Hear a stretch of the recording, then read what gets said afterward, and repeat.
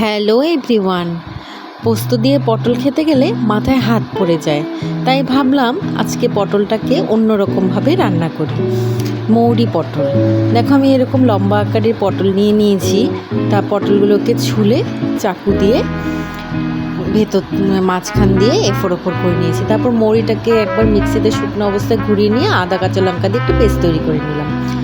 পটলগুলোকে সামান্য নুন হলুদ দিয়ে একটু লাল করে ভেজে নেব।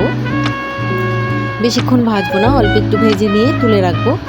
তারপর ওই তেলে আরেকটু তেল অ্যাড করে শুকনো লঙ্কা, গোটা দারচিনি, এলাচ, লবঙ্গ, গোটা জিরে, তেজপাতা ফোড়ন দিয়ে পেটে রাখা মশলাটা দিয়ে দেবো।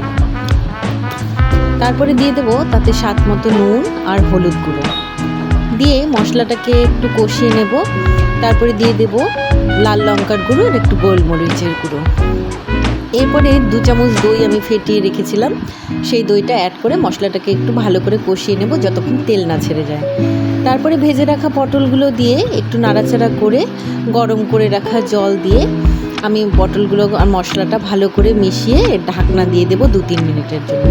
2-3 মিনিট পরে তুলে আমি একটু পনির ছিল, পনিরটা অপশনাল, তোমরা চাইলে দিতেও পারো নাও দিতে পারো।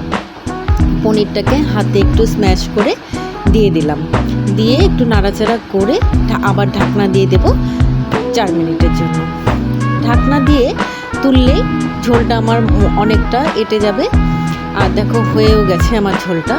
তারপরে আমি দিয়ে দেব সামান্য পরিমাণ চিনি, একটু ঘি আর গরম মশলার গুঁড়ো দিয়ে ভালো করে লো স্টিমে একটু নাড়াচাড়া করে গ্যাসটা অফ করে দিয়ে নামিয়ে নেব মৌরি পটল। ভাতের সঙ্গে বা রুটি পরোটার সঙ্গে খেতে ভীষণ ভালো লাগবে। ভিডিওটি যদি তোমাদের ভালো লেগে থাকে লাইক, কমেন্ট অ্যান্ড শেয়ার করে দিও। আর রেসিপিটি অবশ্যই একবার বাড়িতে ট্রাই করো। Thank you.